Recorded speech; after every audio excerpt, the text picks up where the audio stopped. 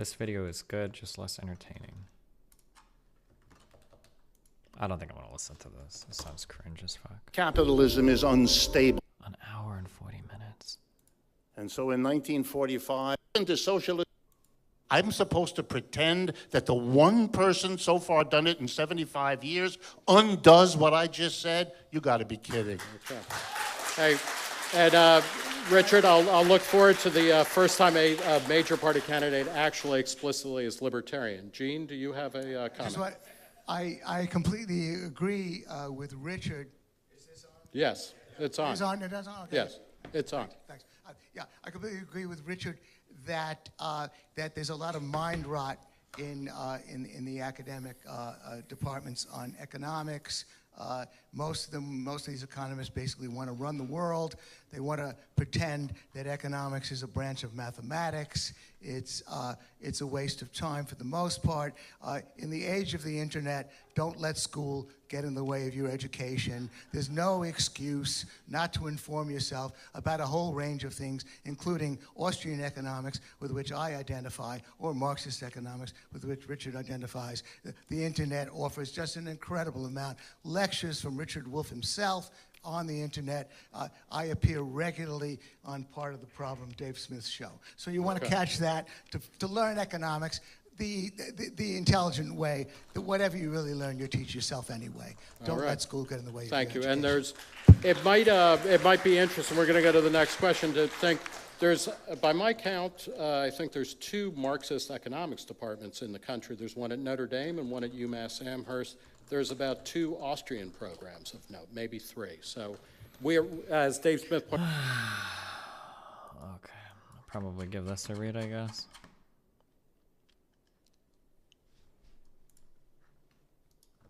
Okay, I need to, oh fuck, no, I have other video things. What is this? There are China's becoming the world economic leader. What does that, can you give us an idea of, as that progresses, what does that look like on a day-to-day basis for the average American? Because, you think, oh, China, oh, the movies are, but what does that happen? What happens in my house how I raise my children? What happens specifically to families, to people as this process continues? Well, I think what you're going to see is a steady, you're already seeing it, but you're going to see more and more of a reconstruction of what China means. It's going to become an important part of our lives. Now, it already is in terms of the vast number of products sitting in our bathrooms, our kitchens, our living rooms that say made in China when you turn them over and you look at them. You've already noticed that. Well, the Chinese want to cement their dominant position, and they're going to do that, and they're already doing it, and it's going to impact us. Let me give you a couple of examples. I'll go back to the Hollywood example. No one making a film in Hollywood at this point is going to be as dismissive, as hostile towards the Chinese as they have been in the past. Why? Because they need the Chinese market. Wait, hold on, sorry. No one making a film in Hollywood at this point is going to be as dismissive, as hostile towards the Chinese as they have been in the past. Why? Because they need the Chinese market. And they know that that's going to be harder to get into if you're saying nasty things about their culture or their political system or their leaders, etc. Our politicians still live in the old Cold War mentality, so they're out there beating the drum, and they're getting frustrated because they're discovering that their audience isn't willing. Who's coughing? Willing to go along with them. Here's the second one. More and more corporations are dependent on their business in China. We sell more cars, General Motors sells more cars in China than it does in the United States. They are not going quietly to give up the enormous investments they've made to build these cars in China. They want to be able to continue to do that. China is a fast-growing economy. every capitalist knows you want to be where the economy is on the upswing, and you don't want to be where it's going down.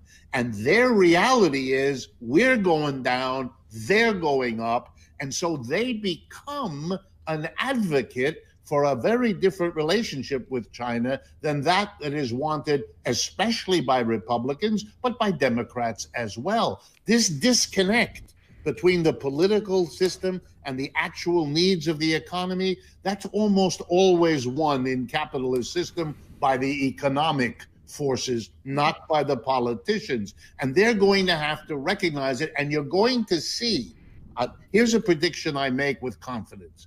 I don't know exactly when and how or who, but you're going to see politicians emerge who build their careers on this. I am going to work out a deal with China that allows us to do this and that, and there's peace, and we will be part of the growth that China has, and that will be an alternative to the people that are keeping knocking the Chinese because they think it's politically attractive. A last example.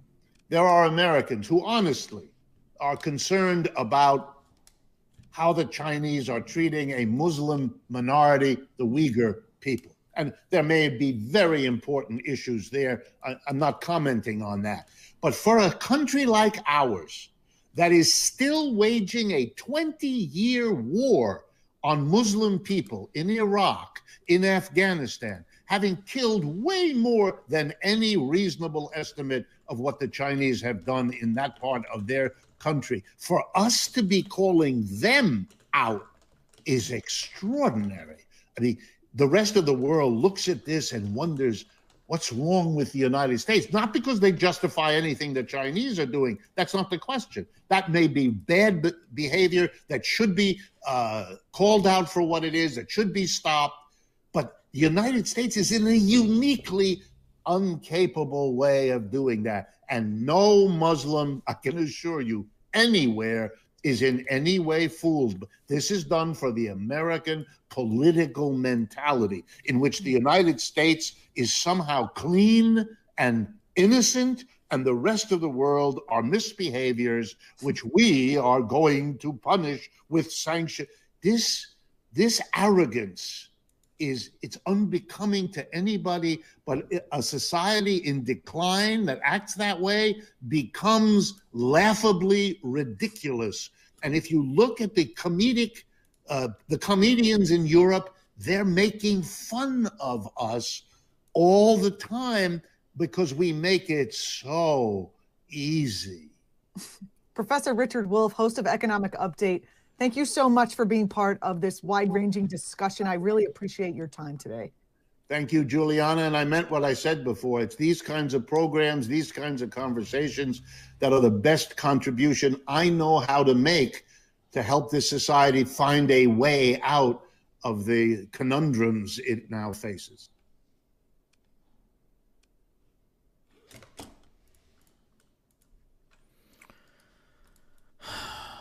That's this quote. What do we got in this one? That reduction in poverty. We've already watched this video. 2 links for you this. gnome fuck! Hello, Professor. I'm sure that everyone joining me knows who you are, but just in case you don't, this is Professor Richard D. Wolff. He is a professor of economics emeritus at the University of Massachusetts, Amherst, and a visiting professor in the graduate program in international affairs of the New School University in New York City. He is the founder of Democracy at Work and host of their nationally syndicated show Economic Update, which I highly recommend you watch. His latest book is The Sickness is the System, When Capitalism Fails to Save Us from Pandemics or Itself, which is now also available as an ebook. It can be found along with his other works, Understanding Socialism and Understanding Marxism, at democracyatwork.info. So, welcome, Professor. Thank you for joining us today. Thank you for the invitation. I'm glad to be here. So there are a few questions that we'd love to get your insight on. My channel and the political perspective of my channel is a little more in-depth and a little more into the theory than you might be used to in these sort of interviews, and I hope that's all right with you. My first question, and one I got requested from my audience, is what are your opinions on the political and economic nature of China and its particular trajectory, with a focus on the question of imperialism, whether you consider China to be imperialist in the Leninist sense? Could we get your opinion on that, please? Sure. It has always been the case from the earliest days of socialism, and the same is true of communism, that different people interpreted what these words, what these terms mean. And the debate has been sometimes very strident, very loud, very intense, and at other times less so. By some definitions, then, China is a socialist economic system because in these definitions, socialism represents a powerful, perhaps even dominating role of the government in regulating, taxing, shaping, influencing what the economy does on a day-by-day basis. In these definitions of socialism, some would argue it's perfectly okay if the capitalist system functions under the control of the government, that there are private enterprises owned and operated by citizens who have no particular role in the government. These can be the total story of industry, or it can be a split system. Some run by the government, some enterprises, some industries, others run by private entrepreneurs, private owners. And dude, his webcam, if you ever wanted to know what it was like doing LSD, the way that his face is moving is like super, or like mushrooms, not LSD mushrooms. This is like what mushrooms look like. Holy shit. Watch the way that, I don't know how to operate. Scandinavia uses that concept of socialism. Germans, French, Italians, and others also do. The socialist parties in many parts of Europe advocate a socialism that's defined in that way. Traditionally, particularly after the Russian Revolution, when it's like, I don't know what it is if your brain doesn't update quick enough, but when people's faces move, like the way that the stuff kind of populates your field of vision and updates a little bit slower, it like super looks like this. Socialism split. A different interpretation became powerful that took also a different name, communism.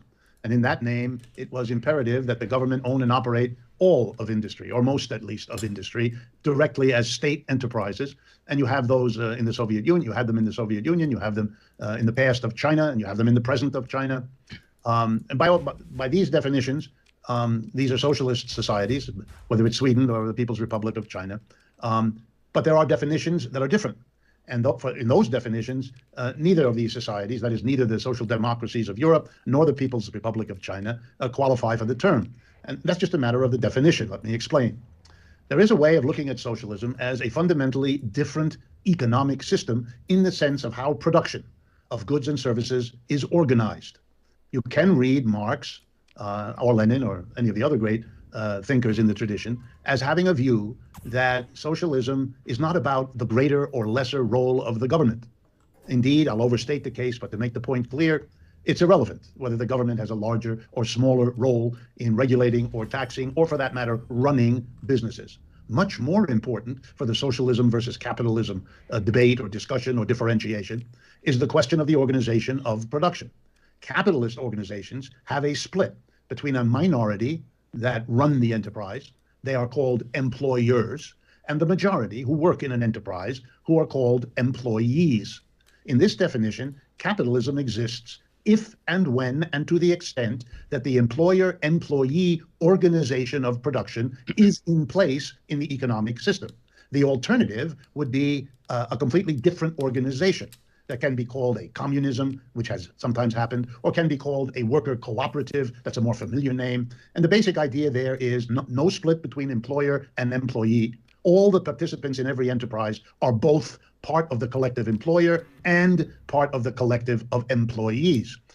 And they have a kind of democratic system, one worker, one vote. All decisions are made collectively, democratically. The kinds of decisions, including what to produce, how to produce, where to produce, and what to do with any profits generated or any surplus generated in the enterprise. If that is done democratically and collectively by all the participants, well, then it qualifies as having gone beyond capitalism. And by implication, clear implication, if you have not done that, if either you're private or you're public enterprises, either of them or both of them, continue to utilize the employer-employee structure, then they would not qualify under this definition, under the term socialism. So if you use that last definition, then the People's Republic of China is not a socialist society. Or if you use the European social democratic definition, then it definitely is. I don't have any sense of there being any authority that tells you which of these definitions is somehow legitimate and which one isn't. I could enter the debate and talk about which ones I like more and less and where I line myself up, but I understand that there are different traditions. Socialism is a global social movement. Marxism expanded from Marx's death toward the end of the 19th century, and over the last 150 years has gone into every society in the world. These are societies at utterly different levels of economic, political, cultural development, and of course, they interpret the works of Marx or Lenin differently. And that difference is a reality that will play itself out but there's no authority that can designate one of them as right and the other one as wrong. Insofar as you connect, as Lenin did, the desire, the need to control other countries so as to secure their markets for yourself, or to secure their raw materials or their food to feed your own working class. If what you mean by imperialism is this move to control foreign, then any society with an employer-employee division, particularly if it makes profit its bottom line, as most societies with employer-employee relationships do, well, then they will exhibit this movement to control their sources of inputs of raw materials, food and manufacturers, and so on, and likewise to control their markets. That's how capitalism has always worked. And if you see capitalism as the employer-employee relationship, well, then you would conclude that China participates in doing the same sorts of things. Thank you. Many people would follow that train of thinking and would agree with you. There's one prominent side of the left that has a perspective I would like to get your opinion on, though. Their belief is that China's system is a mixing of both private capitalist and state capitalist formations, with a communist party in the so-called commanding heights of the economy, so to speak. And they're in an extended new economic policy directed at developing the productive forces to a point in which the level of development would allow for abundance, where we could transition or lay the base to complete the construction of socialism, or at least enter into the primary stage of socialism as it was described by Lenin. Would you agree with the statement, and could we get your opinion on it? Sure. I think it's a perfectly reasonable inference, based on what I just said in response to your first question, to see the People's Republic of China as making a kind of new economic policy, a version, if you like, of what Lenin led the Soviet Union into in 1921 or so. I understand that letting private capitalists flourish, which they did in Russia, in Soviet Union, and they're doing, obviously, in the People's Republic of China, is intended by them to solve a whole raft of economic problems. So he does acknowledge that capita has, to a point that where they can China make has opened itself up to external capital. I commend them for understanding that what they are doing is not what socialism is, even in their definition, whatever exactly that is. In other words, that they have much more to do. I would qualify this, however, on a number of points. Number one, achieving economic growth, or whatever the word abundance is supposed to suggest. It's clear to me that that may be a necessary, but it is certainly not a sufficient condition to make the transition. That transition will be a difficult, rocky, deliberate act if it's going to happen. There would have to be the political, ideological, cultural commitment to radically transform China, in this case, to achieve such a transition. To imagine that it's somehow smoothly going to flow from economic growth is to repeat the kinds of thinking that Edward Bernstein or others indulged in at the end of the 19th century, imagining that capitalist growth somehow by itself or automatically or peacefully is going to make the transition to a socialism. I think that is unlikely and a very dangerous way to plan on what you're doing. I would also comment that there's a very famous speech Lenin gave either in 1921 or 22 before he got sick, in which he says explicitly that the Soviet Union is not yet a socialist society. And what he means, as best I can recall and remember, very important speech, is he refers to the Soviet Union at that time as a state capitalism, in which the working class, through the Communist Party, has captured the state, and so now has an unusual, extraordinary power over what remains a capitalist system, but one that the state is in command of. And then he infers from this, he draws the conclusion that the question now is when and how the working class control of the state through the Communist Party can make the next transitions that have to be made to get the Soviet Union beyond state capitalism. 8 or 9 years later, after Lenin has died, and after the struggle between Stalin and Trotsky has been resolved for Stalin, Stalin makes the extraordinary statement that we have achieved socialism, albeit in only one country. He therefore, by a stroke, declares that he's basically changing the definition from what it had been in Lenin's mind, which said that Soviet state capitalism was just that, a state capitalism, to now declaring that the power of the Communist Party being what it is, even if they have employer-employee relationships in production, it is socialism because of the power of the state. In a way, Stalin therefore moves away from Lenin's greater focus on the organization of production to a more Scandinavian social democratic notion of the power, the regulatory power of the state, and it leads to this notion that socialism has been achieved in the Soviet Union, and that has been the basis for both subsequent Soviet and much of the history of the People's Republic of China referring to their society as socialism. Thank you very much for that lovely and in-depth answer. Of course, there could be points I can add on further, but we're tight on time, so I think we should move on to the next question. I would love to get your opinion on planning versus markets within socialist economics, particularly within socialist nation-states and their economic policy, what your opinions are on strictly planning in the form of the Gosplan that existed within the Soviet Union or similar institutions within other socialist countries. Do you understand what I'm trying to get at roughly? Yes, I understand your question. Yeah. In any case, let me answer it this way. I have been mystified all of my adult life by the fascination on the left of the differential between prices and values in Marxian economics, and equally so on the debate between the public and the private, and then equally so on this planning versus the market. I find this extraordinary. I think all three of them are diversions from what I think are the central issues that ought to be capturing people's attention, and I feel as though the enemies of socialism and Marxism have been able to define what is to be debated, and that already tilts the playing field in their favor. I would urge people to think about that. But you asked the question, let me answer. First of all, the word planning, without a lot of qualifying adjectives, leaves open an immense field, which is part of why this debate is bizarre to me. Every large multinational corporation plans everything. Indeed, it does so using many of the same tools that were developed, for example, by Gosplan in the Soviet Union and by the leading economists who developed linear programming planning models that have now been adapted by private enterprises because they understood that that's what it is they need to do. A large corporation usually gets that way by having, along the way of its growth, purchased and integrated all kinds of other companies, competitors, suppliers, buyers, vertical, horizontal integration. These multiple enterprises, as they are brought under one roof, require planning. Basically, what these corporations have done is gotten rid of the market. They don't want to have the market because it's too uncertain. They don't want to depend on the market to set the conditions under which they buy key inputs. And they don't want to rely on the market under the condition of having key buyers who buy their outputs. They want to control inputs and outputs, reducing market fluctuation and market uncertainty.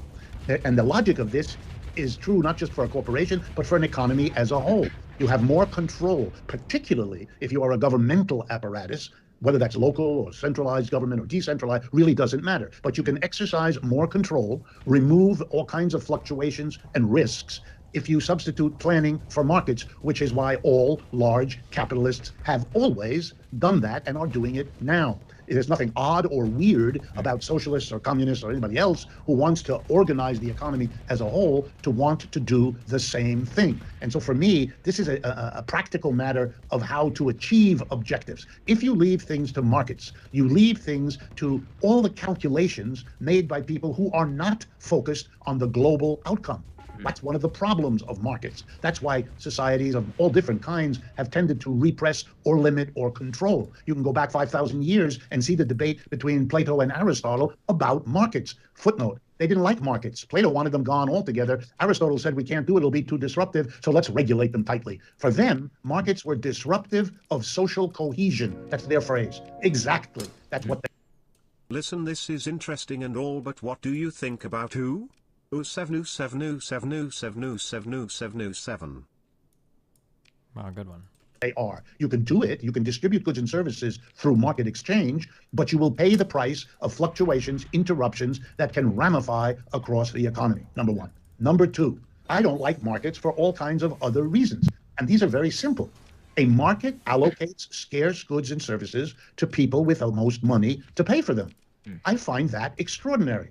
If milk is in short supply, for whatever reason, I don't want the people with the most money to be able to buy the milk to feed their pets. I'd rather have the milk go to feed the children. If the children's parents don't have the money, that's an interesting factoid, but I don't care because I have a different standard for what should happen when goods and services are scarce. And let me close this point by dramatizing to people. During World War II, when a huge portion of the resources of the United States were diverted from civilian goods to produce military goods for the war effort, the remaining resources usable for consumer goods meant that the quantity of consumer goods would be drastically curtailed. Had the distribution of those consumer goods that were still being produced been left to the market, only rich people would have been able to get the consumer goods. They would have bid up their prices until everybody else could not afford them anymore. That's how the scarcity would have been happened. It was determined by the government of the United States, Republicans and Democrats, who were 100% pro-capitalist, to dispense with the market. We set up a system in the United States called rationing. In order to buy a gallon... Baku 707070707. Wow. gallon of gas or a quart of milk or a pound of sugar or ounces of meat or many other commodities, coffee and cooking oil and all kinds of other things, you needed a ration card. If you didn't have the ration card, the storekeeper could not sell you the product. And he would go to jail if he sold it to somebody who didn't have a ration card. And how did you get a ration card? The government distributed. And how did the government distribute it? According to, get ready, people's needs. If you had a large family, you got a lot of ration tickets for milk. If you didn't have any kids, you didn't. And so on and so forth. So abolishing the market for a planned distribution using umpteen different possible systems is a triviality. Doesn't have much. As a person who understands these things, I don't understand why Wolff defend China so much. Who knows? We'll find out. To do with the capitalism, socialism debate, and shouldn't have been allowed to become a focus of debate, because it takes that debate away from much more crucial issues like whether you have an employer-employee dichotomy organizing your factories, offices, and stores, or whether you have a democratically run collective of the workers doing that. Thank you very much for that lovely answer. I think we only have time for one more question, and that is this. Both myself and those that watch my channel are well aware of your work, your channel, and your views, particularly on cooperatives and the rearrangement of the organization of enterprises. So my question is, what is your view of cooperatives going into socialism? Like in a capitalist system, let's say, for example, in the current United States or whatever other country, say Bangladesh, for example, if there was to be a buildup of cooperative enterprises or reorganization via buyouts, like workers buying out their enterprises and reorganizing, if that were to happen, how would the next stage or transition to socialism occur? My question somewhat falls into the reform versus revolution question. How would the conquering of state power, if it were to take place at all, how would that play into simply reorganizing the enterprise? Is that enough for us to reach socialism, or is there another step required after this buildup of cooperatives? If you're asking how it's going to work in the future, the only honest answer I could give you is I don't know. Nobody does. But what I can do, and what I think you're asking me to do, is to give you a sense of how I imagine or see such a transition coming. So let me do that, and hopefully that responds to your question. I would expect that the evolution and development of worker co-ops produces in the economic system something comparable to what Lenin and Trotsky and the others called dual power. In other words, you're going to create an alternative economic structure. Worker co-ops are going to be a part, if they develop, of a society in which capitalistically organized enterprises, that is hierarchical, with a tiny minority at the top, the owner of the business, the board of directors if it's corporate, and so on, make all the key decisions, what to produce, how to produce, where to produce, and what to do with the profits, versus a worker co-op where those same decisions are made by everyone, no one is excluded. Fuck, this is boring. Okay.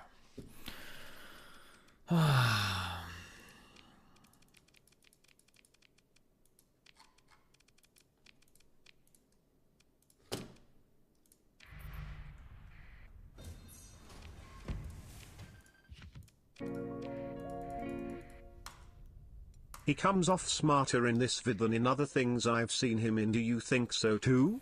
Yeah, he seems like he knows a bit in this video. He's probably, it just, from the other debates, he just wasn't very adequately challenged. Hopefully his depth of knowledge is a bit larger than what we've seen in some of the debates so far, but I'm still not convinced he has good answers to any of my questions, and I've heard him say things that I have contentions with so far. What do we have here? These re-education camps, and according to the UN, many of those people are being put into forced labor. The question, of course, really comes down to whether or not there's evidence of this. CBP actually released a statement about this saying, quote, "We have reasonable but not conclusive evidence that there is a risk of forced labor in supply chains related to cotton, textiles, and tomatoes coming out of that province." So, you know, there isn't exact proof for it, but that is kind of the moral ground that the Trump administration is using to justify this. I guess it's no surprise. The United States also says Huawei spies on the U.S. without actually providing proof, right? Professor Wolff, as Ben just said, there's no conclusive proof of this forced labor. Now, there's reason to believe that it's happening, but no proof. Considering that these products are coming from the Xinjiang province, shouldn't the U.S. be cautious about where these products are coming from?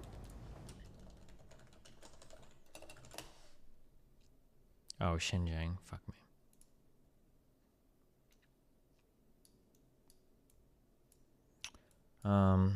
Is it not listed here? Fuck.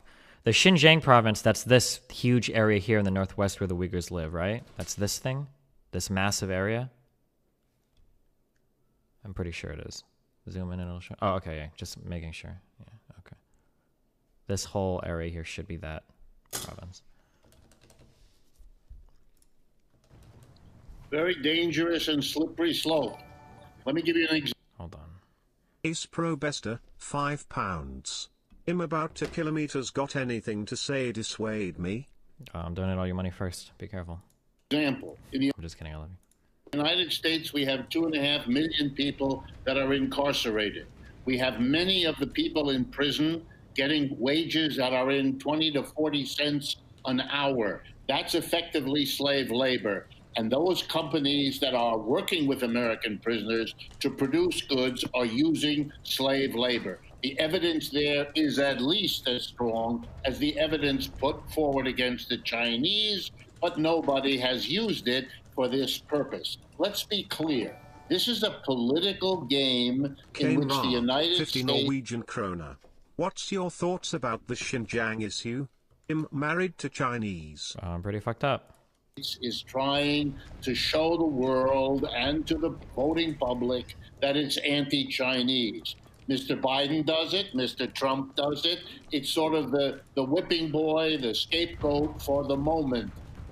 Will it pass with the election? I don't know. But for most of the world, and let me stress this, today's Financial Times carries a story. American companies active in China are not leaving China. Don't take all of this seriously. Believe it is political noise. And as far as I'm concerned, that's where the bulk of the evidence so far points. Well, much as you said.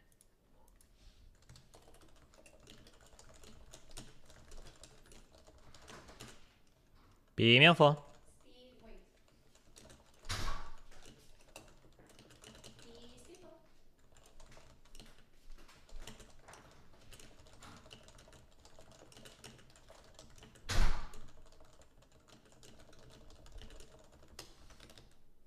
Said a lot of these American companies don't want to leave China. A new survey actually showed that 92% of respondents in the American Chamber of Commerce in Shanghai, they're committed to remaining in China despite the difficulties in the relationship between the two largest economies that have happened since the trade war got even worse after the coronavirus.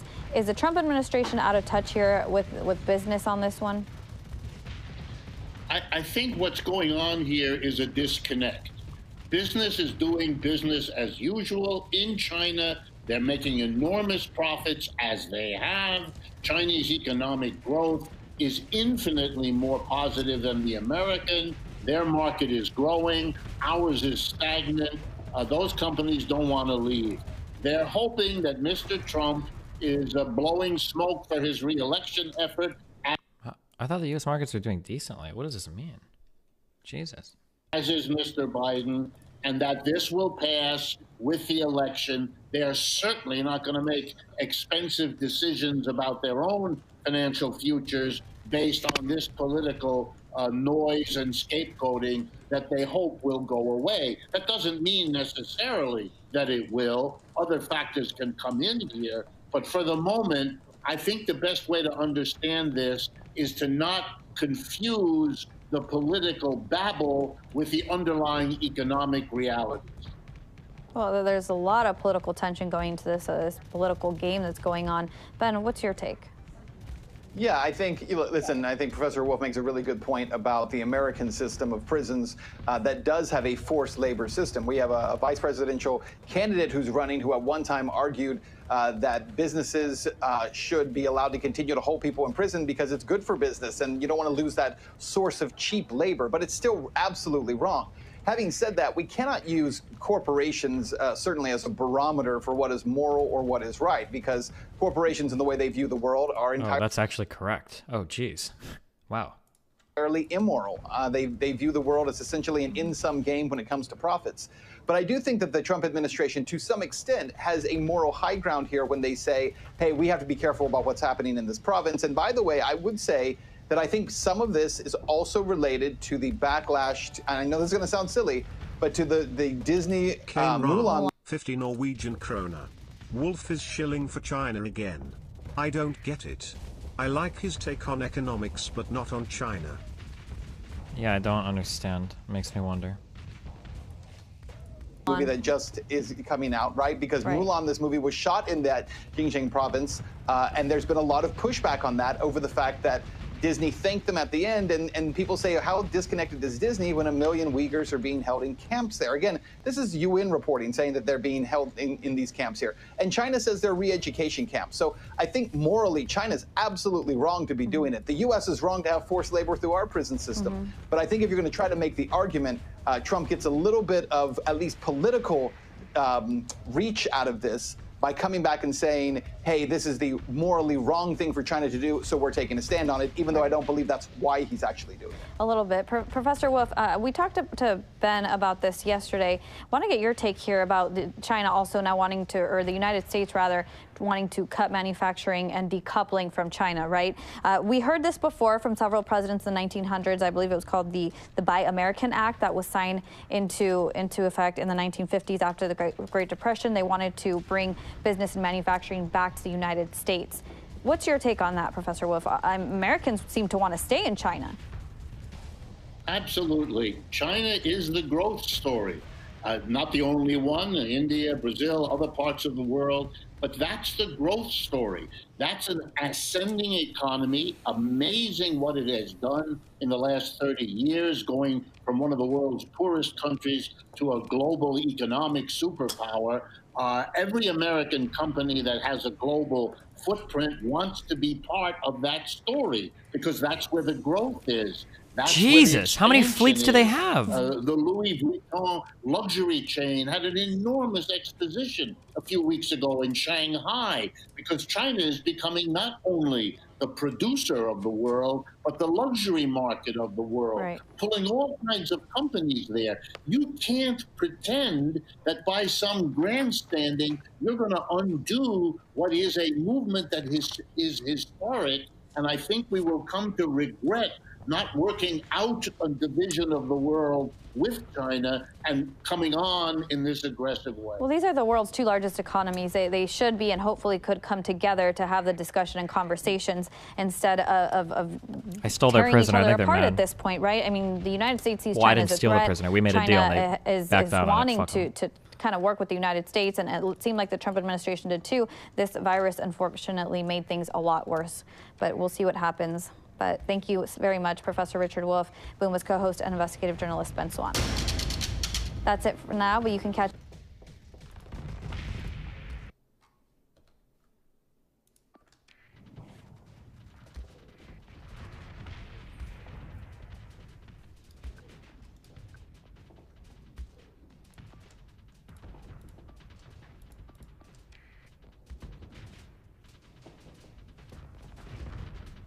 Is this multiplayer, this game? No, I don't believe so. I think the gameplay moves slow enough that a game like this could be multiplayer, yeah? Probably.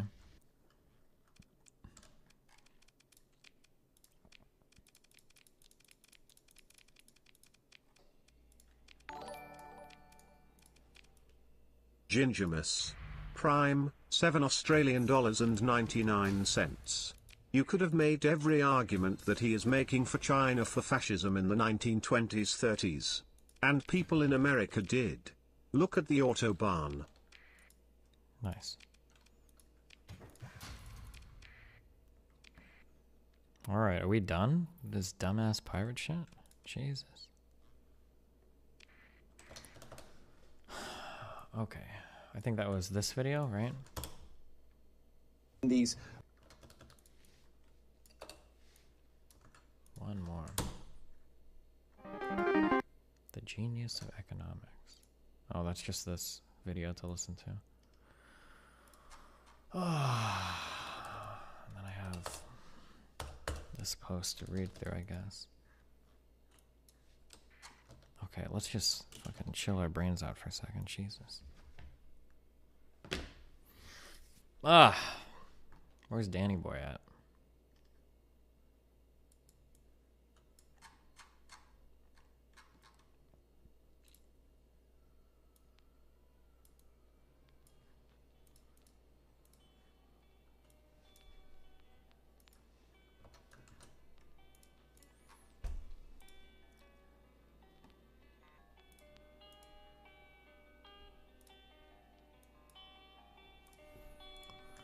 Wolff explains how capitalism is theft. Is this just gonna be like basic labor value theory shit? Every act of production makes use of some kinds of tools, equipment, raw material. Oh, this sounds like LVT. Whatever. For example, let's use a chair as an example. You're going to make a chair, you need some wood and some glue and maybe some nails and a hammer, and you get the idea. And all of those things that are used in production were made by human beings, labor, that's now available for us to use to make more things. Somebody did work a while ago to make the hammer, which I'm going to now use to make the chair. Somebody a while ago put together whatever needed to make the glue that I use and to cut the trees into the lumber that I use. And so we're going to use a simple embodied labor. Every production makes use of embodied labor. Labor that's embodied in some product that was done earlier, that's now an input to what we're doing now. Basically, simple idea. Here comes another simple idea. With this embodied labor, labor embodied in all the tools, equipment, and raw material, production involves the addition of living labor, the worker, you, him, her, the people working. So we're going to call that living labor. Embodied labor plus living labor gives you the total labor in whatever we produce in an economy. It's real simple. Okay?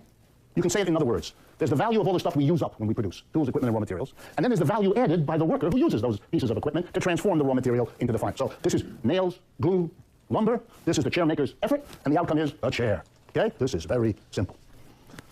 What is capitalism about? By some process, which we can talk about later, the embodied labor, the work done by working people in the past, becomes the private property of a few people. You know their names. They're called employers. They didn't make this stuff. Absolutely not. Somebody else did. Workers. But those workers didn't get to keep what they produced. They lost what they produced, and it became the property of somebody else. And that capitalist brings to the production process whatever it is he owns. Let's just say, just to make it simple, that it's worth 100. It doesn't matter what it is. Just 100 of anything. So we know we're using up in making chairs 100 worth of hammers, nails, glue, lumber, all of that. And now the worker adds value to what he or she produces by transforming the lumber, nails, and glue into a new finished thing called a chair or a sofa or any other piece of output. Okay, let's just to make it real simple say it's another 100. And so the final chair is worth 200. I told you this would be easy. 100 plus 100 equals 200. Economists think this is an enormous achievement. Even most of you probably don't. The arithmetic is simple. Okay? Now let's follow the logic as Marx did. This is what a capitalist does. He brings 100 of what he's come to acquire somehow. We don't know how. And by the way, we never asked the capitalist quite how he got it, do we? It's really only do you got it or do you not have it. And if you have it, you can be the employer. And if you don't, you can't. The fact that the employer who has it didn't produce it is a nagging problem we prefer not to ask. But we'll come back to it. And you know you can't be an employer because you don't have it. You didn't get it. Somebody else did. So the capitalist brings his 100. But he uses that up. That's the tools and equipment used up. So that 100... Okay, basic Marxism. Destiny should know how to take this apart by now. I don't think there's not like a counter to the labor value theory, the labor theory of value. It's just like, it's just Marx's attempt to make everything relational to one another. There's like a challenge in terms of its real world application. And that Marx himself recognized called the transformation problem. Never mind, hold on. Hi Destiny, please unban me. I miss talking in DGG. I was banned early in the morning when you were really mad. Sorry, I'm very sorry, but actually sorry. Soy. But for real, I'm actually sorry. Yes, there is. The LVT has aspects of it that are just straight up false. Wait, Stroll, can you name some? What do you mean by that?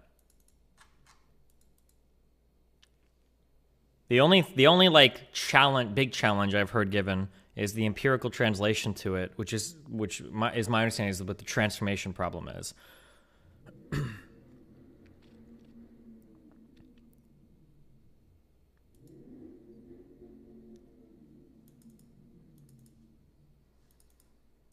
I'll wait for.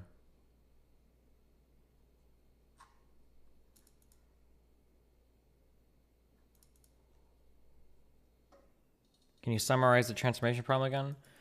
Oh, I don't know.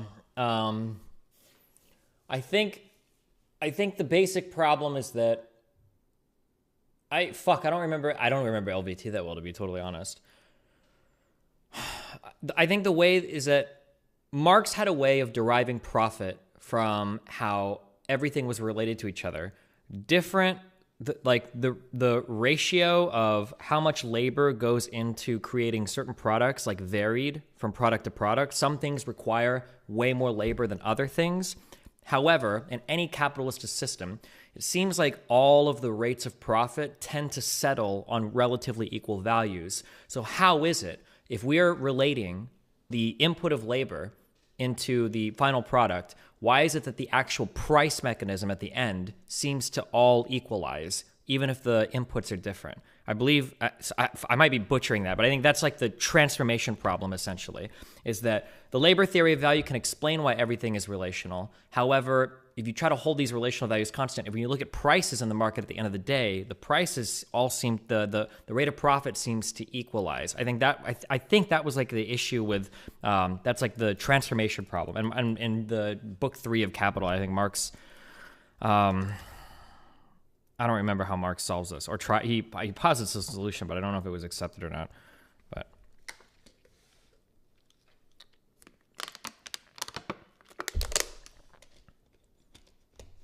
price and value are two different things according to Marx, right? Yes. Dude, oh God, it's been so long since I've fucking read this shit. I think value has to do with the total amount of labor that goes into creating something. It's like labor acting on natural resources, and then the labor acting on the labor, et cetera. That's like your value, but the price is what's paid at the end. Value and price are two separate things. But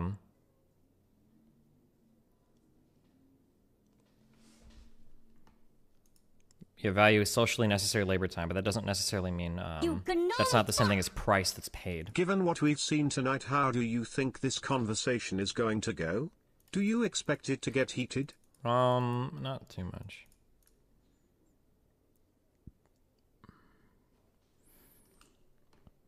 The transformation problem is asking how you transform socially necessary labor times, average time needed by average worker to create a commodity, into exchange values, roughly analogous to prices. Yeah, but I thought that the reason why you noticed that you can't exchange it into prices is because of the fact that things settle $5 over time into Wolff the same. Comes off as though I want the chair. Like I didn't choose the wages offered over the chair. Like I didn't choose work benefits over the chair. Good one. Let's just read this. I'm sorry. I don't know why I'm trying to explain this. We're going to just read about it. Transformation is problem finding a general rule by which to transform the value of commodities based on their socially necessary labor content into the competitive prices of the marketplace. The problem was first introduced by Marx in Chapter 9 of the Draft, Volume 3 of Capital, where he sketched a solution. The essential difficulty was given this. Given that Marx derived profit in the form of surplus value from direct labor inputs, and that the ratio of direct labor inputs to capital input varied widely between commodities, how could he reconcile this with a tendency toward an average rate of profit on all capital invested? And I don't think you can scale. I don't think there's like a room for like marginal, like marginal value or whatever, if you're in terms of how the labor theory of value works.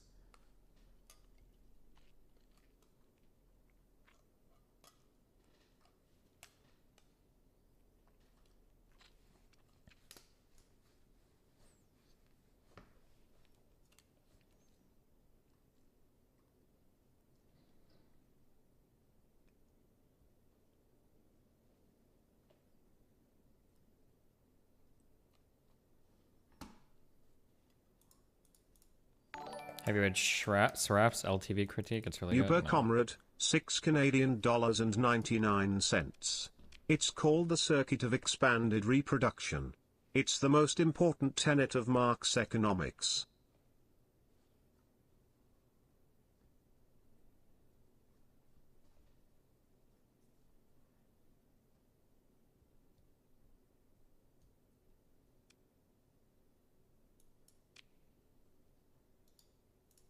Shows up in the chair as half of the 200 that chair is worth. And we know that the chair is worth 200 because in addition to the 100 of stuff used up, there was 100 more value added by the worker who worked to make the chair that's worth 200.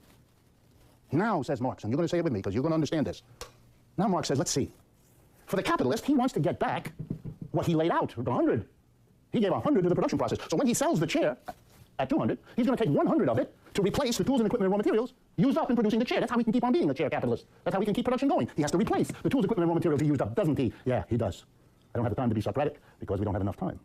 Okay, let's see. So out of the 200 worth of chair, you need to take 100 to replace what you used up. That leaves you with 100 after you sell the chair. What are you going to do with the 100? You could, here we go now, because this is the crucial part. You could take the other 100 and you could give it to the worker. Because after all, it was the worker whose labor added the 100 of value to this stuff to make the 200. You could, couldn't you? And the logic would be, the worker added the value, he or she, here we go folks, should get it. Because he gave it. He created it. He made it happen. He should get it. Do you think that happens in capitalism? No, you don't, do you? We don't give the worker the value added. Ever in capitalism. It's not how it works. You all know that. But I'm putting it kind of right up front and bold for you to deal with. What is it that capitalists do? They divide that 100 into two parts. One part is what we pay the worker. I'll be generous and say 50. Now you get it.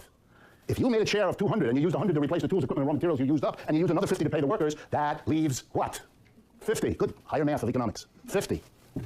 And Marx called this the surplus. It's what the capitalist has left over after he pays out to himself the 100 worth of tools, equipment, and raw materials he contributed that got used up. And he pays the workers. He's got to pay the workers, because if he doesn't, they won't show up anymore, and the game is over. So to keep it going, he has to replace the tools and equipment, and he has to pay the workers. But he has to pay the workers, here we go, folks, less than the value added by the workers when they work. Or to use the technical term economists like, he has to rip the workers off. He has to steal from them part of what their labor added. You know what the lesson here is? For those of you who imagine that when you graduate from here, you will get a job, in fact, the only job you will accept is one that pays you what you're worth. Never gonna happen. The condition of your employment is that you produce more by your labor than you get paid. Welcome to the capitalist system. That's how it works. This thing, surplus, that's profits. That's where the profits of enterprise come from. The best way to describe your work in a capitalist enterprise is not that the employer gives you a job, it's that you give your employer the surplus. The giver and the getter are in reversed order from what the language suggests. Okay, cool story, bro.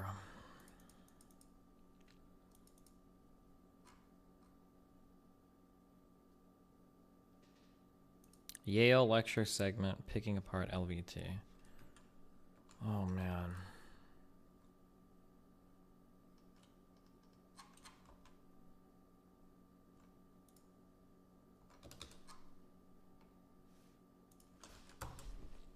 Dig in. What time is it? 8. Okay, just let me... I just need to rest my brain for a sec. Okay, let me just chill.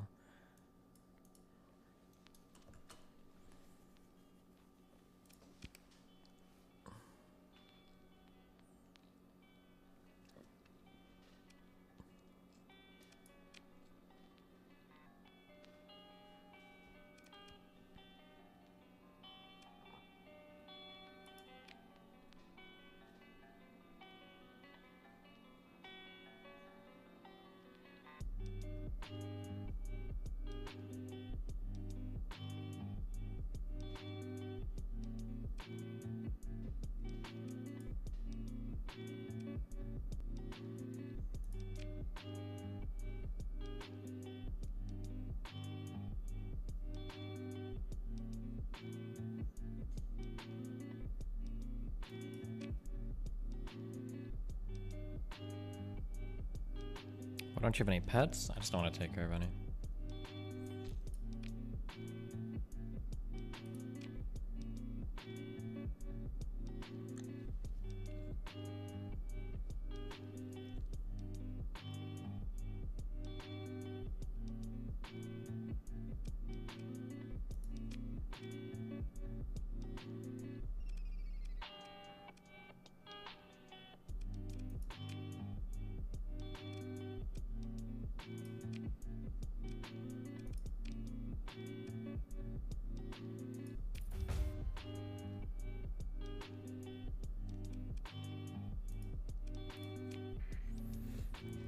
So how does this work now? I can enter any gate I want, and...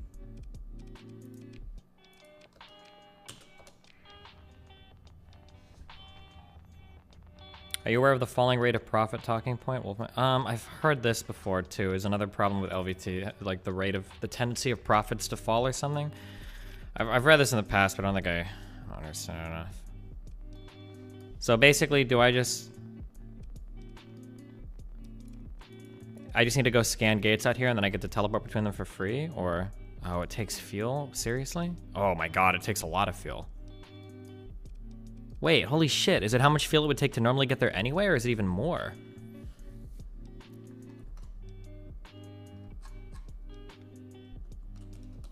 How did you get gates? Is this a mod? No, I just did the navigation data. 1990 fuel. Oh wait, it's less fuel. It's half the fuel. Oh, jeez, I just use a lot of fuel now. Holy shit. If I set a course in to fly to some system... can I build gates in my system? Probably not. If I set a course to fly to some system, will it automatically take gates or no?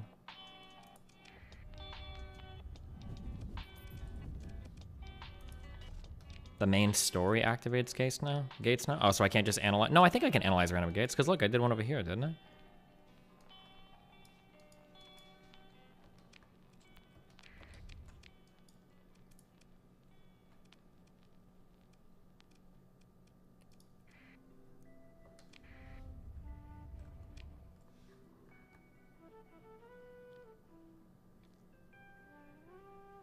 It starts the process of analyzing gates and continues it.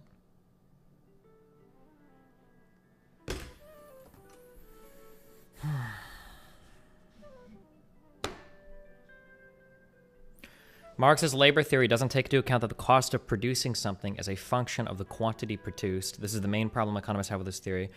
Well, yeah, I think that has to do with because he just looks at socially necessary labor. So I think, according to Marx, according to the LVT, I think you could argue that if all of society was producing like some good or service, that the value of that is going to be equal, even if only one person in society was producing that good or service, right? Which obviously that's not going to synergize with what the price ends up being. So I think you end up in a weird world where like the value of a pencil is $1 and then the price in the market ends up being $1 or $1.20 or whatever. If every single person in society made a pencil, or if one person made a pencil, the value is always going to be the same, I think, according to the labor theory of value, but then that doesn't coordinate, or that doesn't seem to align with price in the market.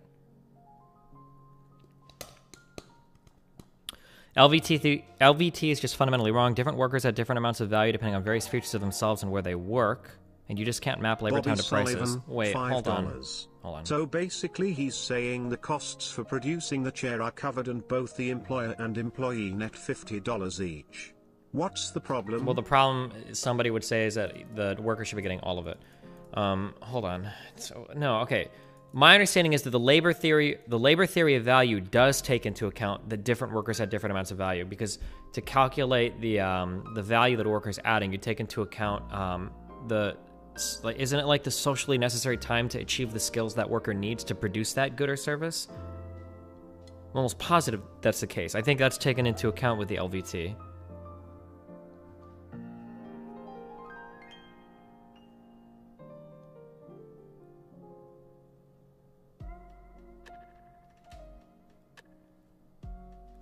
This ring is made of $200 million of diamonds, but they were just picked up off the ground, so there's no value to them. Oh, nice.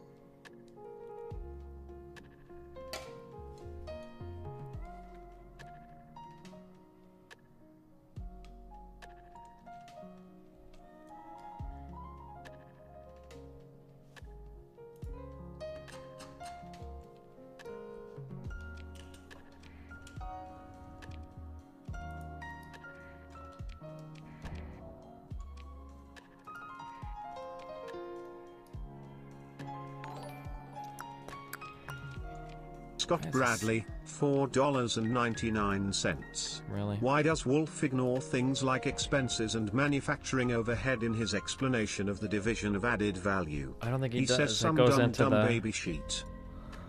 That's taken into account by the the first half of what he was talking about, the prior labor, whatever is what it would be called. New labor adds value to prior labor, right? Just go read about the LVT. I don't want to fucking go over this shit.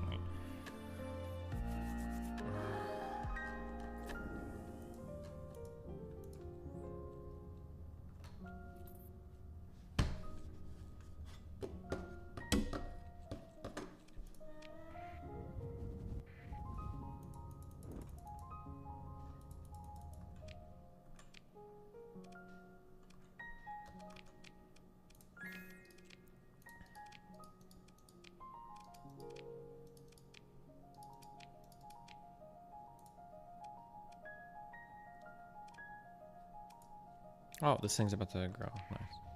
Why do people desperately cling to Marxist literature? I don't fucking know, dude. Colony size increase to 4. Nice. I feel like I should just do heavy industry for everything, no? Don't you just make more and more of it? Or I guess I could do another field production. Whatever. It's probably bad to flood the market with one type of product, right?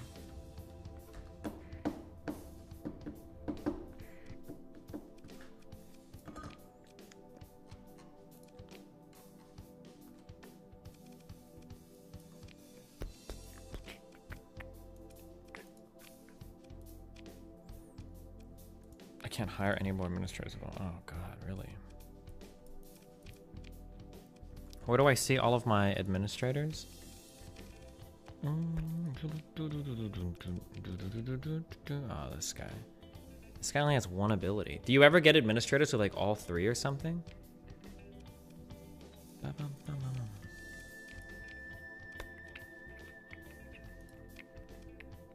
I don't want this guy. You suck shit, dude. Nobody wants to be on a colony that you govern. You're a bad leader. Dumb fuck.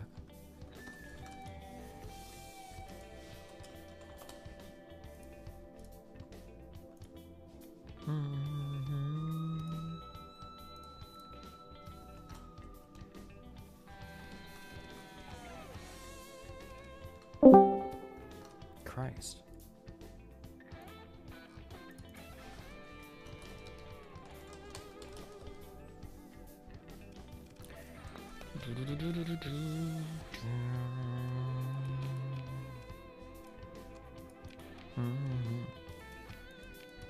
Oh Jesus, I have so much stability.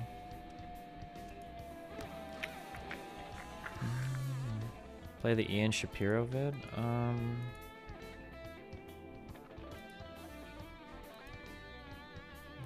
Yale Court. Is that this guy?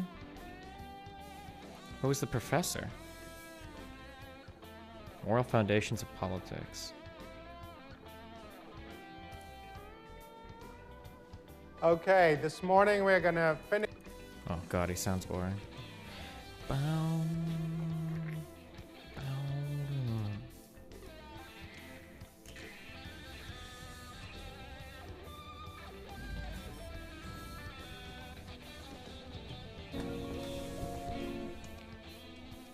Hey Destiny, I am an R&D chemist.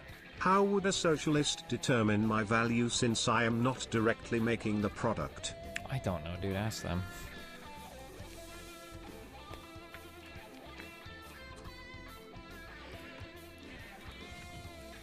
Socialists would probably argue that they would determine your the value of your labor better than a capitalist market would. Since you're not making a good product, the socialists would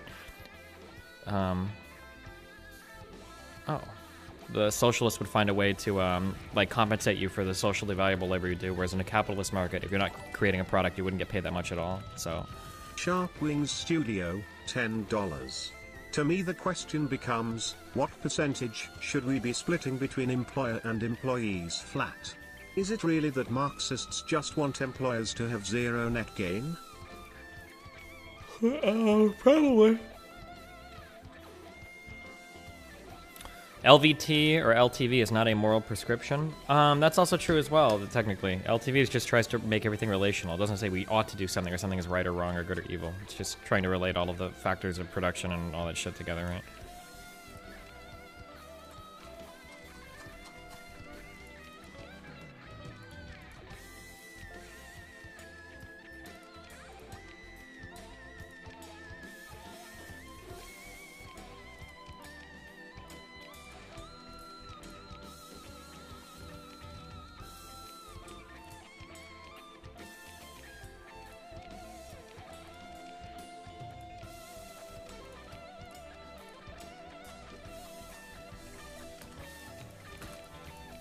You think these are based, right? I should keep using these big Colossus things.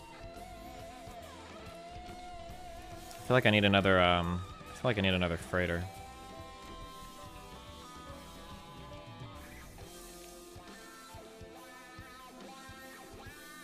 A super freighter. Or no, I need like fuel. This is a pirate ship, This is a capital ship? It's so shit. Aren't Atlases better and they carry like 2 times more? Okay, so an Atlas cargo capacity is 2,000. Maintenance is 10 per month. So that's 20 cargo per, or that's 200 cargo per supply maintenance. 200 each. The Colossus is 900 cargo per 6 maintenance. Oh wait, the Atlas is just better. Atlas max burn is 6. The Colossus is 7. I go 1 slower. I could build into the whole the one mod though.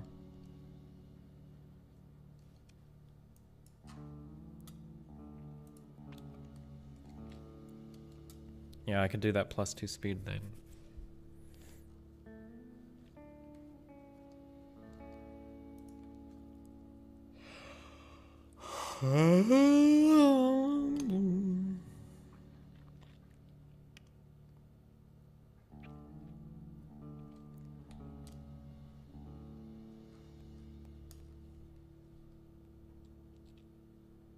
What is this?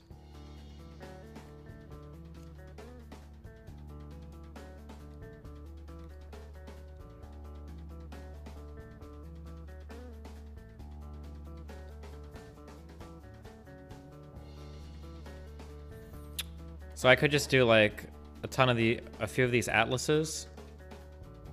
Wait, is the civilian version better or this is 2000? Oh, the civilian version is way better. Oh, this is actually pretty cheap too. 75,000. So I could do like 4 of these atlases, and then I could just build in the warp speed shit so that they go fast. That's probably what we should do.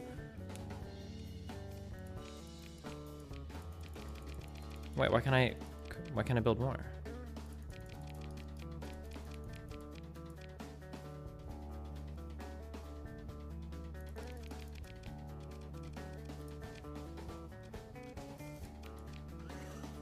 Oh, okay.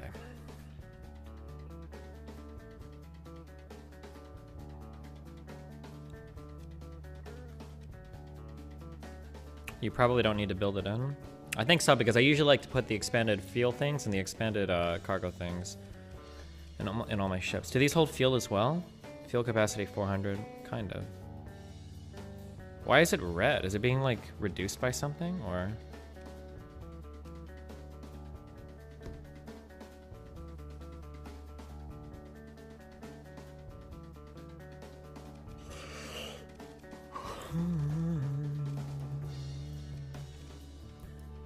Civilian hull mod. Oh, what? So I need like a warship hull mod or something, or?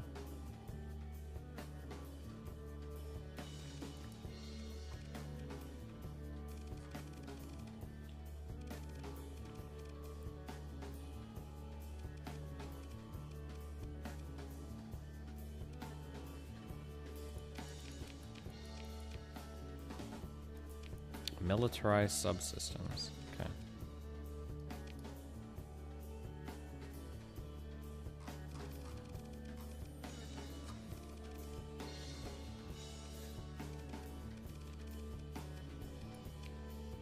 Fuck it.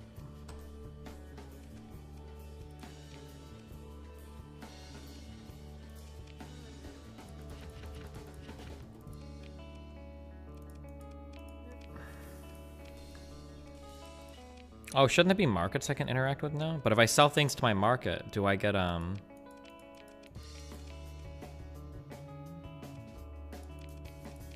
do I, like, lose money by selling things to myself? Or does it count as, like, an independent body? What would you say to someone who's too scared to go out to the dating scene? I thought you had that one girl in chat that you were...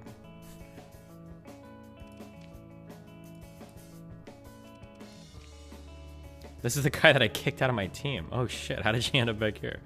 Awkward.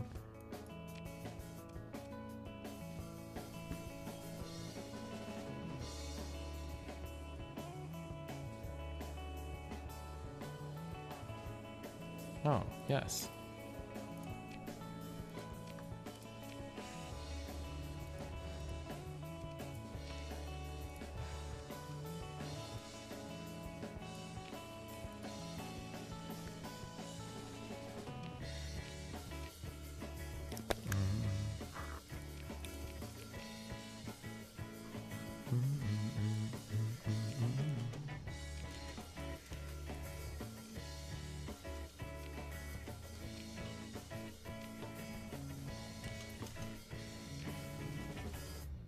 Market counts as the independent traders on the planet. It's not you. Oh, okay.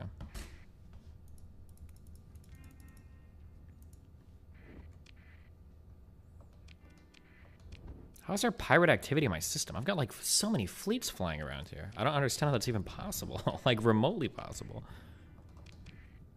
So if I go and analyze another gate in another system, I don't get access to teleporting to it. Have you seen the movie Her? I have. It's a really good movie.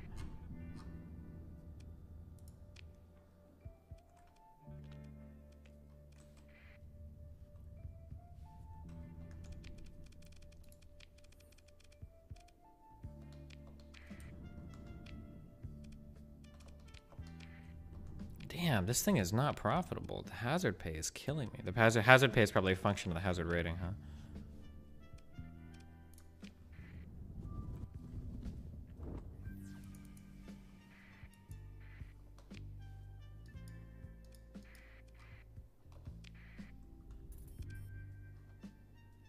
station finished. On where? Margin. Battle station. Nice.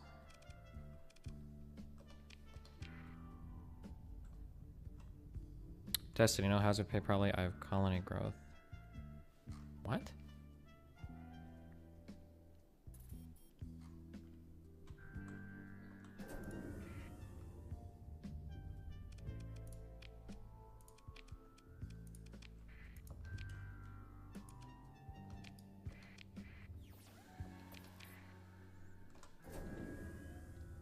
If you don't have hazard pay, the growth decreases. Oh yeah, of course.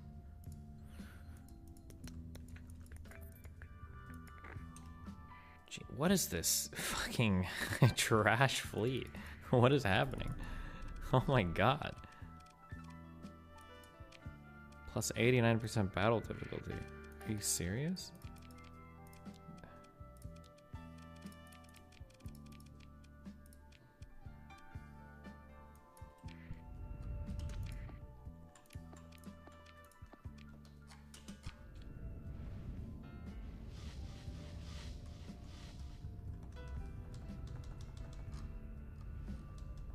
Am I gonna play that near game that released it? Maybe. We still need to do the Terraria Calamity mod though.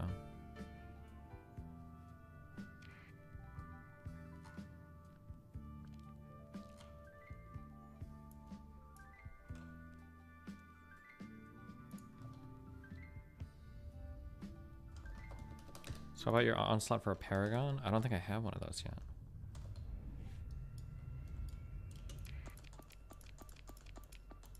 Oh my god, the fucking trash can fleet has arrived. Embarrassing. Did I talk to the Scrub King again? Today? I did not. I don't think. I thought he was on Discord earlier, but I don't think we talked to him. Or maybe he wasn't. I don't remember.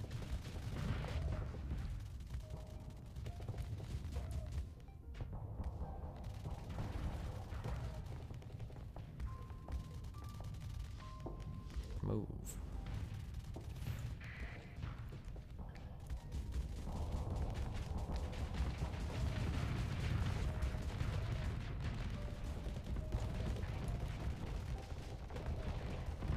These ships are like flying trash cans.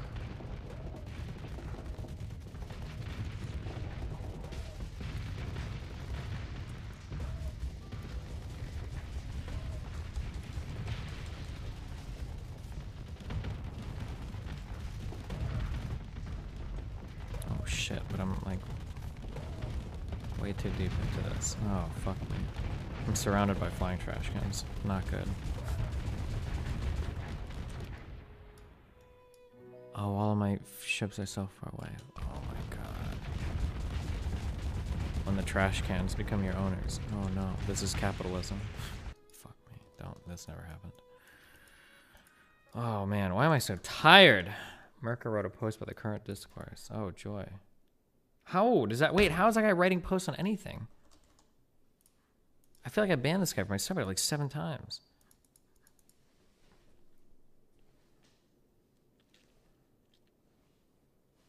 Capitalism was when your spaceship explodes. Fucking true.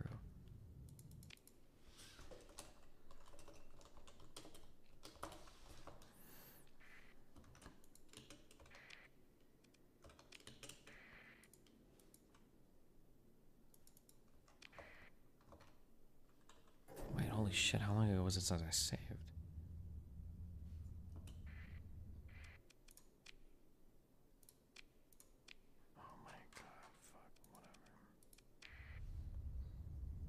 I can give you some good non-idiotic arguments to LVT. I don't want to spend. We're not going to spend that. We're probably going to spend like 2 seconds if it even comes up at all. I don't want to. I'm not going to spend a lot of time going over LVT.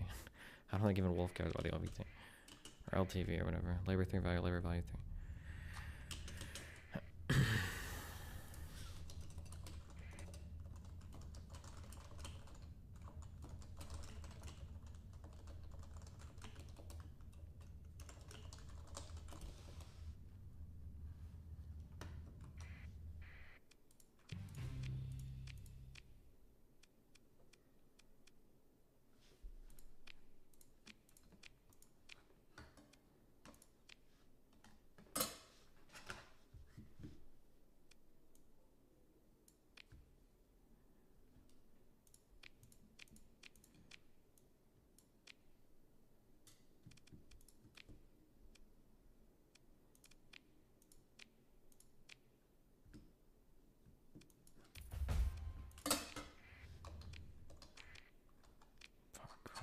Okay, fuck. I'm actually so tired. I don't know why. I'm tired of...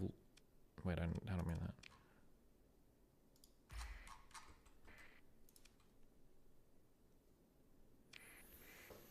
I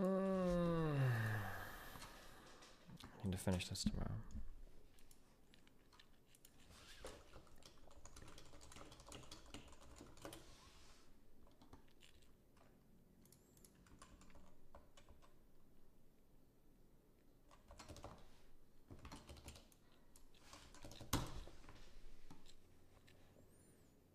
Smoother animation does not equal better animation. 4K, 60 FPS. At a higher frame.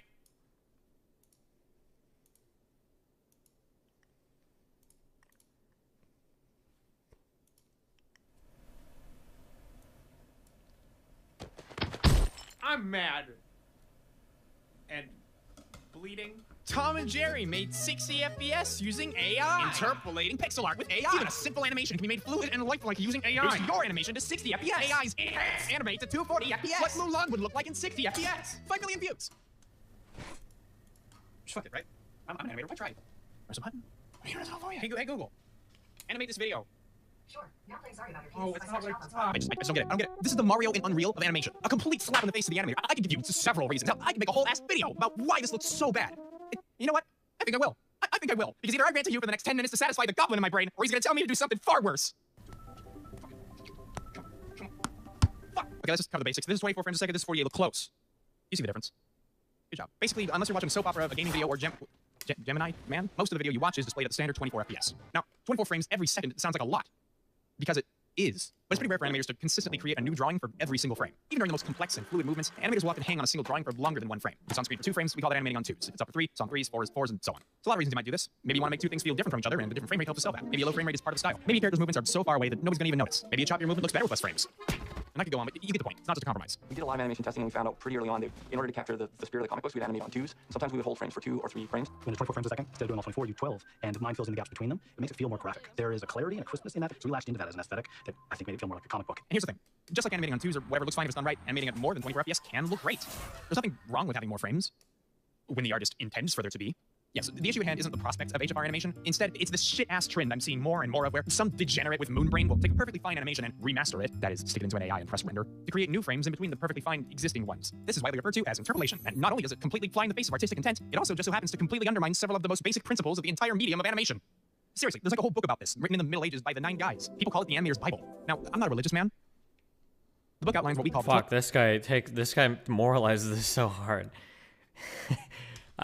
I'm sure he'll make a good argument, or I'm sure that he's in the process of making a good argument, but interpolation looks like shit because you're using an AI to guess what the frames should be in between. It's not going to look as smooth or as fluid as something that was originally animated at that given frame rate. Dude, I cannot tell you how many people's houses I've gone over, and I feel so autistic. Like, I'll go over to a person's house, and I'll be like, hey, listen, it's cool watching the show. Do you have, like, a remote anywhere? Or do you know what, like, smart vision is or whatever? Because you've got some shit turned on your fucking TV, and I have to turn it off because it's going to fucking drive me crazy, okay? My boner is dying because of this dumb... And every single big TV has this new feature where it automatically interpolates frames. I don't know why. It'll be called, like... I think on some TVs it's called smart vision. $4.99. I like a do-da caca. I like... do-da caca. Yeah, for some reason, like every TV comes with it now, where it does this like interpolation stuff, and it's ugh.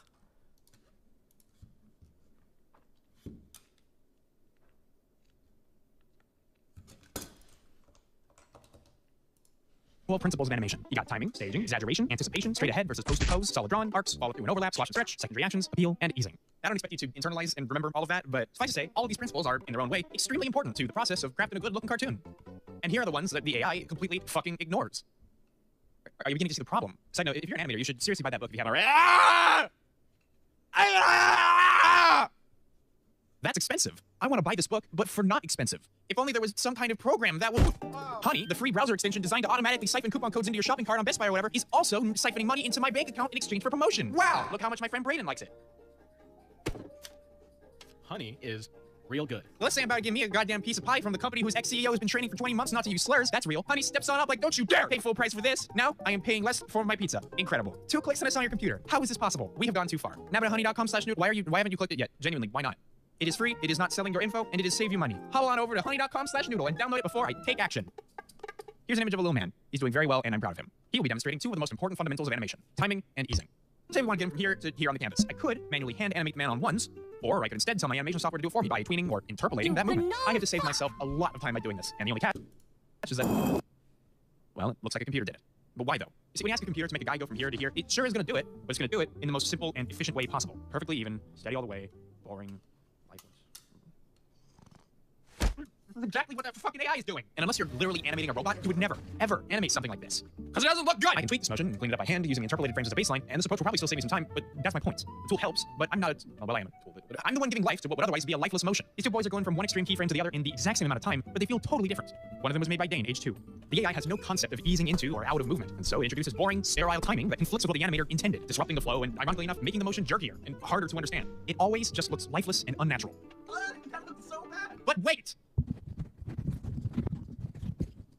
It gets worse. The issues with timing get significantly worse on animation that wasn't done entirely on ones. Let's say it's on 2s. The AI doesn't smooth anything between the first and second frames of a single drawing because there's nothing to smooth. They're the same picture. This means that what was originally a perfectly fine 12 FPS animation is now a janky mess that constantly alternates between 12 FPS and a blurry, ugly 48, 4 times its original speed. It creates this awful artifact where now, instead of a few frames implying a smooth movement, a lot of frames instead imply this gross, janky one. You may not actively see that that's what's happening, but you can definitely feel it because it feels bad. You know people get paid to do this, right? Like, in-between animator is a job title. You tell a computer to fill in the gaps, how do you think it's going to do it? You think it's going to pick up on all the little details, tiny nuances, and in-between animator at yada, titmouse, whatever the fuck is getting paid to notice?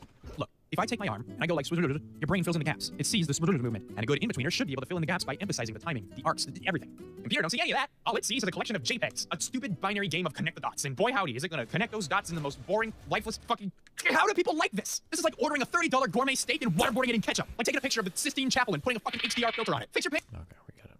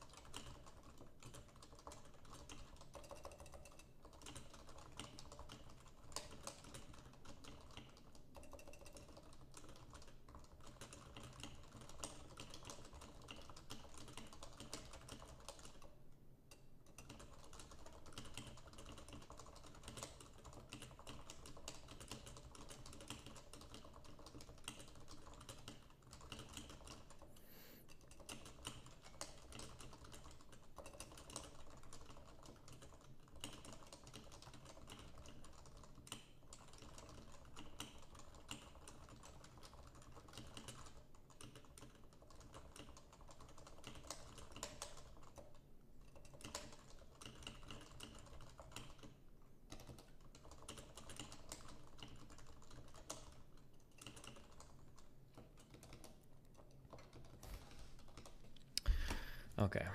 Thoughts on this message to Biden? Joe Biden, Joe Biden, Joe Biden, Joe Biden.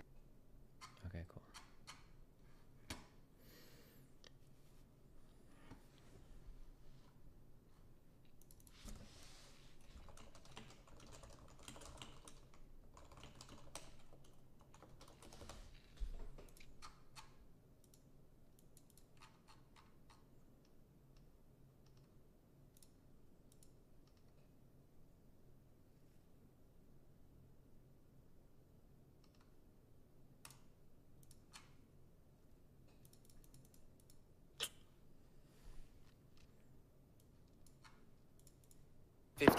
Pop-ups. Yeah, that shit sounds You can even make it so in certain servers, watch out. Everyone in at here's don't ping you.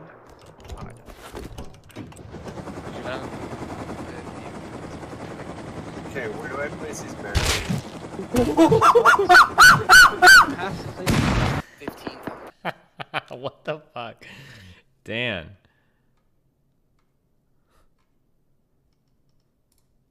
Brings me no pleasure to do this segment yet again. I wish this wasn't the case, but it is. Politico is reporting the following.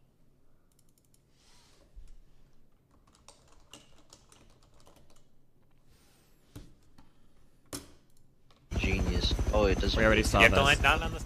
Oh, I guess this. But does it work? Dan, don't work no more. Dan! God, you fucking degenerate! You know, if you just let me fucking land where I want to land, instead it's like, hey, move it, move it. No, not there, a little bit further. You are genius. Oh, it doesn't work.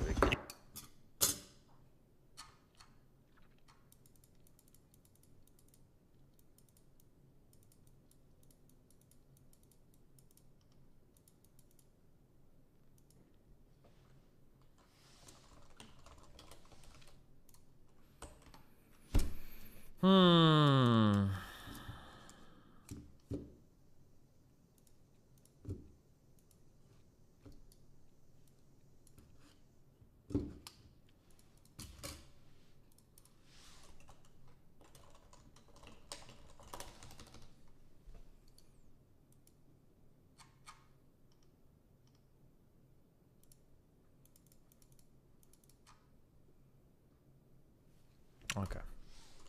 All right. I'm calling it here.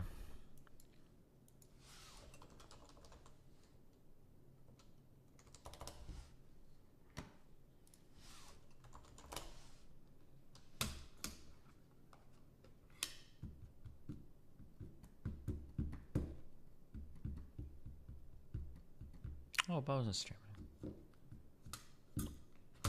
There you go.